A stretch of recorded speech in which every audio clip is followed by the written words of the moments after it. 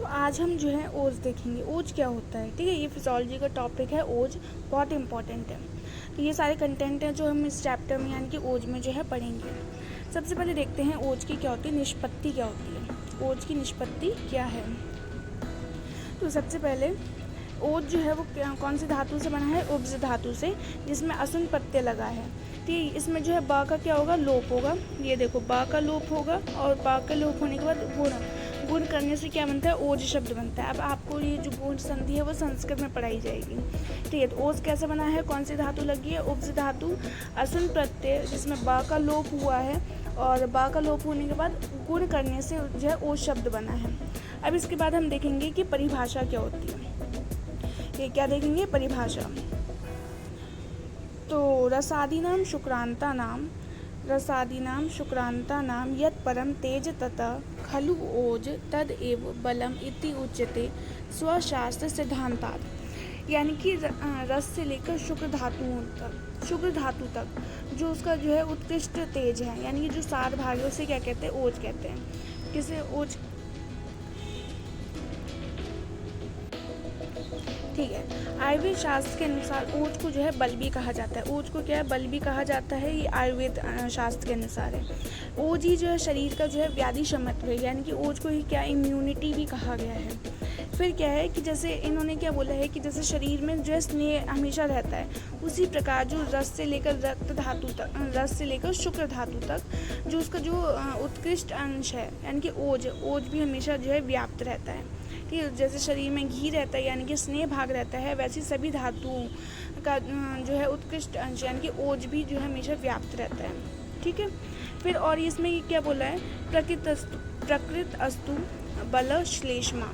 ये क्या है कि प्राकृत अवस्था में जो कफ होता है ना, उसी क्या बोला है, शरीर का बल का है। और ये जब प्राकृत कफ को ही जो है क्या बोला है, ओज कहा जाता है। ठीक है, फिर यानी कि प्राकृतिक अवस्था का जो कफ है उससे शरीर का बल कहा है, और ये प्राकृतिक कफ को ही क्या है, ओज कहा जाता है। ठीक है, फिर ये जो है अदर स्कॉलर्स के थ्रू बताया गया है कि ओज क्या होता है। तो यानी सभी अष्टांग संग्रह ने क्या बोला है, अष्टांग संग्रह ने बोला है तेजो यत सर्वधातु नाम ओज तत् परम उच्यते। यानी कि सभी धातुओं का जो तेज भाग है यानी सार भाग है उसी ओज कहते हैं। दूसरा अष्टांग संग्रह ने क्या बोला है, अष्टांग संग्रह ने बोला है कि जो शरीर का रस जो है, रस मतलब शरीर के रस में जो स्नेह भाग है, शरीर के रस में जो स्नेह भाग है उसमें जो है प्राण प्रतिष्ठित रहते हैं। ठीक है, फिर हमारा अष्टांग हृदय ने क्या बोला है कि सभी धातुओं का जो सार भाग है वही क्या है, ओज है। ठीक है, अब जो है नेक्स्ट आते हैं ओज का निर्माण। अब देखेंगे ओज का निर्माण कैसे होता है। प्रथमं जायते ही ओज शरीरे अस्मिन् शरीरिणां सर्पी वर्णम मधुरसम लाजगंधी प्रजायते। क्या बोल रहा है कि सबसे पहले शरीर में जो है क्या बनता है, ओज की उत्पत्ति होती है। सबसे पहले किसकी उत्पत्ति होती है, ओज की उत्पत्ति होती है। फिर इसका जो है स्वरूप बताया कैसा होता है, ये सर्पी वर्ण यानी कि घृत के समान वर्ण वाला होता है। इसका रस कैसा होता है, मधु के समान रस होता है। इसकी गंध कैसी होती है, लाजा के समान गंध होती है। फिर अब इसमें जो है आपने देखा कि शरीर में सबसे पहले क्या होता है, ओज की उत्पत्ति होती है। तो इसमें शरीर जो है किसे बोला है, गर्भ को बोला है, यानी कि गर्भ में सबसे पहले जो है क्या बनेगा, ओज बनेगा। इसका ये कहने का मतलब है। चरक ने ओज उत्पत्ति जो एक उदाहरण के अनुसार जो है समझाया है, वो क्या है, अब देखते हैं क्या है उदाहरण। तो जैसे मतलब मधुमक्खी है वो क्या करती है, पुष्पों से जो है मधु एकत्र करती है, यानी कि मधु को इकट्ठा करती है। उसी तरह जो शरीर की सभी धातुओं का जो सार भाग है वो एकत्र होकर क्या बनता है, ओज का निर्माण होता है। ठीक है, अब बात करते हैं ओज का स्वरूप कैसा है। ठीक है, ओज का स्वरूप देखेंगे। ओज का स्वरूप, ओज सोमात्मकम स्निग्धम शुक्लम शीतम स्थिरम सरम विविक्तम मृदु स्निग्धम च प्राण आयतनम उत्तमम। यानी कि कैसा होता है, सौम्य गुण का होता है, स्निग्ध होता है, शुक्ल होता है, शीत वीर्य है, स्थिर है, सर है, विविक्त यानी कि निर्मल होता है, मृदु है, नृत्य यानी कि पिछल है, और सभी प्राणायतन, कितने प्राणायतन होता है, 10 प्राणायतन। उसमें सबसे उत्तम क्या होता है, ओज होता है हमारा। ठीक है, अब देखते हैं नेक्स्ट। तो ये जो चरक, ये श्लोक किसका था? चरक का था। तो चरक ने क्या है? त्रिवर्ण बताया है, यानी कि इसका कलर कितना होता है? त्रिवर्ण होता है। कौन सा? शुक्ल होता है, ईशत रक्त होता है, ईशत पीतवर्ण होता है। इसमें आपने देखा था सरगुण होता है। सरगुण की वजह से ये क्या होता है? प्रसरणशील होता है, यानी कि पूरे शरीर में व्याप्त रहता है। ठीक है, पूरे शरीर में जो है विचरण करता रहता है। स्थिर गुण, स्थिर गुण के कारण ये अवयवों को जो है स्थिर करने वाला होता है। ठीक है, अब बात करते हैं ओज के गुण की। ओज के कितने गुण बताए हैं? 10 गुण बताए हैं। और किसने बताए हैं? चरक ने बताए हैं। ठीक है, गुरु शीत मृदु सलक्षणम भैलम मधुरम स्थिरम प्रसन्नम पिच्छलम स्निग्धम ओजो 10 गुणम स्मृतम। गुरु शीत मृदु सलक्षण भैलम मधुर स्थिर प्रसन्न पिच्छल और स्निग्ध सभी आपको पता होगा। एक आपको पहल का नहीं पता होगा। पहल का मतलब क्या होता है? घना, थिक, ये होता है। और क्या है? चरक के निदान स्थान में जो है ये पूछा जाता है। क्या है ये? ओज पुनर्मधुर स्वभावम, यानी कि चरक के प्रमेय प्रकरण में ओज को जो है कैसा बताया है? मधुर स्वभाव वाला बताया है। ठीक है, तो यानी कि विकृत अवस्था में भी ओज कैसा होता है? मधुर स्वभाव वाला होता है। अब नेक्स्ट आप देखते हैं। हाँ, ये कुछ ये आपको लर्न नहीं करना है, ये आपको पता होना चाहिए कि स्निग्धम सोमातुंगम शुद्धम ईशत लोहित पीतकम, यानी अष्टांग हृदय ने क्या बताया है कि सौम्य स्वरूप का होता है, शुक्ल होता है, ईशत रक्त और पीतवर्ण का होता है। अष्टांग संग्रह ने क्या बोला है? अष्टांग संग्रह ने मृदु को भी माना है। तो क्वेश्चन ये आएगा कि मृदु किसने माना है? तो मृदु जो है अष्टांग संग्रह ने माना है। दोनों में कॉमन है, लेकिन मृदु एक्स्ट्रा किस में हुआ है? अष्टांग संग्रह में हुआ है। ये इंपॉर्टेंट है। फिर नेक्स्ट है कि गर्भ के टाइम पे ओज का स्वरूप कैसा होता है और जन्म के बाद ओज का स्वरूप कैसा होता है। तो गर्भ के टाइम पे सर्पी वर्ण मधुरसम लाजगंधी प्रजायते, और जन्म के बाद कैसा होता है? रक्तम ईशत स पीतकम। ये आपको पता होना चाहिए कि पहले कैसा होता है? सर्पी वर्ण का होता है, यानी घृत के समान वर्ण का होता है, और बाद में कैसा होता है? ईशत रक्त और ईशत पीत वर्ण का होता है। अब बात करते हैं ओज का स्थान। ओज का स्थान क्या है? तो सबसे पहले जो है ओज जो है वो क्या है? हृदय है कि हृदय, और फिर बाद में 10 धमनियों द्वारा जो है पूरे शरीर में क्या होता है? विक्षेपित होता है। यानी ओज का स्थान क्या है? हृदय है, और फिर 10 धमनियों द्वारा ये जो है पूरे शरीर में क्या होता है? विक्षेपित होता रहता है। अब ओज की क्लासिफिकेशन देखते हैं। ओज का क्लासिफिकेशन क्या है? तो ओज जो है 2 टाइप का होता है, एक तो पर ओज और अपर ओज। पर ओज जो है वो कहाँ पे प्रेजेंट होता है? हृदय में प्रेजेंट होता है। और अपर ओज पूरे शरीर में, यानी कि सर्व शरीर स्थित। पर ओज का अमाउंट कितना होता है? अष्टबिंदु। ये इंपॉर्टेंट है, ऐसे ही बोलना है, अष्टबिंदु। और अपर ओज का अर्ध अंजलि, कितना? अर्ध अंजलि। अर्ध अंजलि और किसका होता है? शुक्र का भी अर्ध अंजलि होता है। फिर चरक ने ओज को क्या बोला है? चरक ने पर ओज को क्या बोला है? तत्पर ओजसा। क्या बोला है? तत्पर ओजसा। और अपर ओज को क्या बोला? श्लेष्मिक ओज, श्लेष्मिक ओज।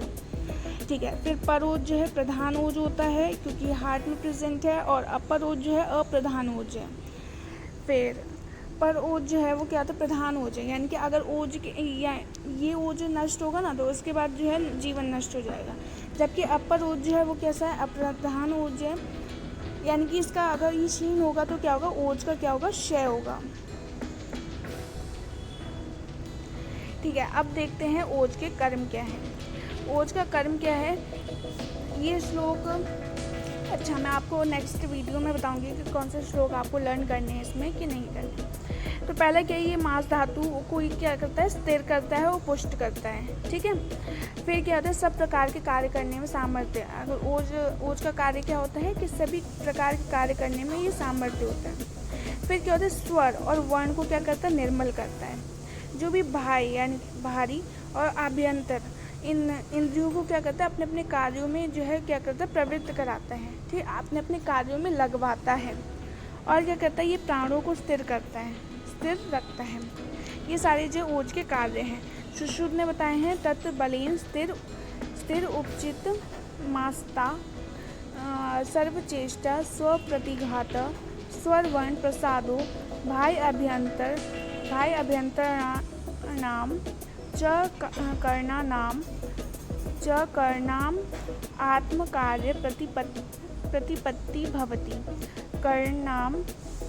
करणानाम आत्मकार्य प्रतिपत्ति भवति। दोबारा से एक बार देख लेते हैं श्लोक। तत्र बलेन स्थिर उपचित मास्ता सर्वचेष्टा स्वप्रतिघातः स्वरवर्ण प्रसादो भाय नाम अभ्यंतराणाम च करणानाम आत्मकार्य प्रतिपत्ति भवति। ये सारे क्या हैं, ओज के कर्म हैं। अब जो है ये बात ध्यान रखना, ओज को उपधातु किसने बोला है, चक्रपाणी ने बोला है। ठीक है, फिर ओज क्षय के कारण क्या होते हैं, ये भी इम्पोर्टेंट है। ओज क्षय का कारण क्या है, ये अभिघातात् क्षयात् कोपा शोका ध्यानात् शमात् शुद्ध ओज संशयते हेभ्यो धातु ग्रहण निश्चितम। क्या होता है, अभिघात। पहला क्या है, अभिघात यानी कि इंजरी से होता है। धातु क्षय, ठीक है। फिर नेक्स्ट जब देखते हैं और किससे ओज का क्षय होगा, क्रोध से, शोक से, चिंता से। ज़्यादा परिश्रम करेंगे अगर हम भोजन नहीं, मतलब अगर हमें भूख आ रहा है, यानी कि हमें जो है भोजन करने की इच्छा हो रही है लेकिन हम क्या कर रहे हैं, पानी पी ले रहे हैं, तो उससे भी क्या होता है, ओज का क्षय होता है। फिर सुश्रुत ने ओज क्षय की जो है 3 अवस्था बताई, यानी 3 स्टेजेस बताई हैं। कौन सी है, ओज विश्वतंस, व्यापत, क्षय, ये 3 अवस्था हैं। तो सबसे पहले देखते हैं ओज विश्लेषण। विश्लेष साधो गात्राणाम दोष विश्लेषणम श्रम अप्राचुर्य क्रियाणाम च बल विश्लेषण लक्षणम। क्या होता है, संधियों का क्या करता है, सबसे पहले ये जो है ओज विश्लेषण होता क्या है। ओज विश्लेषण में होता क्या है कि डिसलोकेशन होता है। क्या होता है, डिसलोकेशन। संधियों का क्या होता है, विश्लेषण। अब इसमें लक्षण क्या क्या दिखते हैं, संधियों का विश्लेषण यानी कि क्या होता है, डिसलोकेशन। दूसरा क्या होता है, थकान होती है, इनके थोड़ा परिश्रम करेंगे तो थकान हो जाएगी। तीसरा क्या है, दोष अपने स्थान से जो है च्युत होना, यानी कि अपने स्थान से जो है डिसलोकेट हो जाना। फिर फोर्थ क्या है कि जितनी भी हमारी एक्टिविटीज़ हैं, शारीरिक, मानसिक, वाचिक, जितनी भी एक्टिविटीज़ हैं उसमें जो है बाधा होना, यानी कि वो अपने सम्यक रूप से नहीं कर पाना। फिर सेकंड है हमारा ओज व्यापत। व्यापत में क्या होता है, क्या लक्षण हमें दिखेंगे, शब्द गुरु गात्रता वात शोफो वर्ण भेदो ग्लानि तंद्रा निद्रा च व्यापन। ठीक है, तो क्या आएगा, स्तब्ध यानी कि स्टिफनेस हो जाएगी, गुरुता। फिर क्या है, वात शोफ, शोफ क्या होता है, स्वेलिंग हो जाएगी। वर्ण भेद यानी कि डिस्कलरेशन ऑफ स्किन, ग्लानि होगी, तंद्रा होगी और ज़्यादा निद्रा आएगी, यानी अति निद्रा आएगी। अब देखते हैं ओज क्षय। ओज क्षय से क्या होता है, मूर्छामाशयो मोह प्रलापो मरणाम इति च क्षय। क्या होता है, मूर्छा यानी फेंटिंग। जो ये मांस आदि धातुएं हैं उनमें क्या होता है, क्षीणता होती है।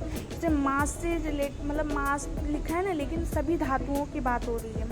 मोह क्या होता है, इंद्रियां अपने जो है विषयों को ग्रहण नहीं कर पा रही, सम्यक रूप से ग्रहण नहीं कर पा रही है। फिर क्या है, प्रलाप। प्रलाप क्या होता है, अकारण ही बोलते रहना, ये होता है प्रलाप। और फिर क्या होता है, मृत्यु। ठीक है, अब बात करते हैं ओज क्षय के कुछ अन्य लक्षण भी बताए हैं। क्या बताए हैं, भयभीत रहना, दुर्बल, अकारण ही चिंता करना, चिंतित, इंद्रियां जो है व्यथित यानी कि थकी हुई रहती हैं। और क्या है, शरीर का वर्ण जो है परिवर्तित हो जाता है, चेंज हो जाता है। दुर्मन यानी कि मन बलहीन रहता है। शरीर कैसा होता है, रूक्ष और कृश हो जाता है। शाम क्या होता है कि स्पीच में क्लियरिटी नहीं रहती है, यानी कि डल स्पीच रहेगी, ऐसा रहता है। अब बात करते हैं ओज वृद्धि के लक्षण। ये इतना इम्पॉर्टेंट नहीं है लेकिन बुक में था तो मैंने लिख दिया।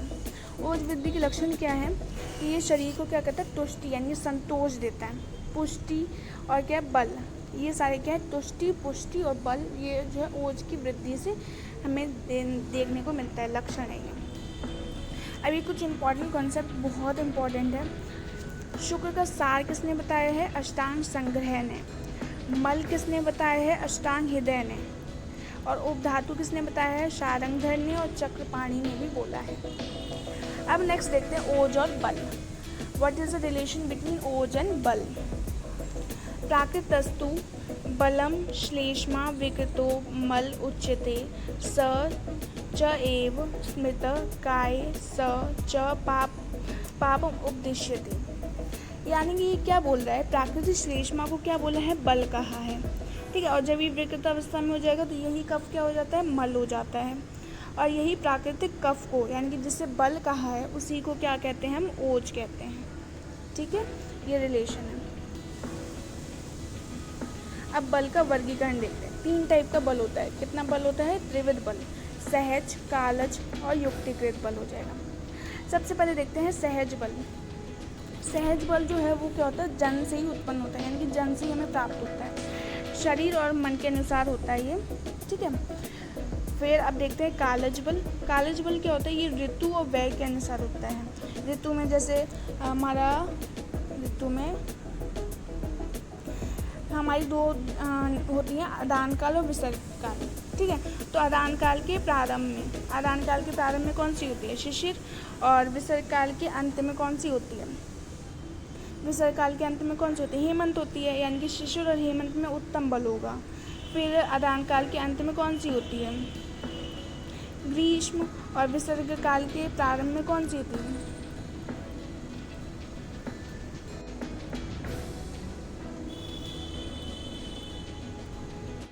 विसर्ग काल के प्रारंभ में कौन सी होती है, हमारी वर्षा। तो यानी कि हमारा ग्रीष्म और वर्षा में जो है कैसा होता है, बल कैसा होता है, हीन बल होता है, ठीक है। और फिर दोनों के मध्यम में कैसा बल होता है, मध्यम बल होता है। वे व्यय के अनुसार देखेंगे तो सबसे ज़्यादा बल किस में होता है, युवावस्था में बल होता है, ठीक है। फिर नेक्स्ट देखते हैं युक्तिकृत बल। युक्तिकृत बल क्या होता है, शरीर मतलब जो भी हमारा क्या होता है, आहार हो गया, विहार हो गया, रसायन द्रव्य हो गया, बाजीकरण द्रव्य है, इसके थ्रू जो हम क्या करते हैं, बल को इंक्रीज़ करते हैं। इसमें आहार जो है वो कैसा होता है, पौष्टिक आहार बताया गया, मॉडर्न के अनुसार जो है बैलेंस डाइट बताया है। विहार में जो है व्यायाम आ जाएगा, ठीक है। फिर अब व्याधि क्षमत्व क्या होता है, व्याधि मीन्स क्या होता है, रोग होता है, क्षमत्व मीन्स क्या होता है, रेजिस्टेंस, यानी कि जो है रोगों को होने ना देना। इसको जो है इम्यूनिटी से हम जो है कोरिलेट कर सकते हैं। किसी रोग या जीवाणु विशेष के प्रति लड़ने की शक्ति को क्या बोलते हैं, व्याधि क्षमत्व। और ये कौन करता है, ये जो है हमारा ओज के द्वारा ही व्याधि क्षमत्व का कार्य होता है।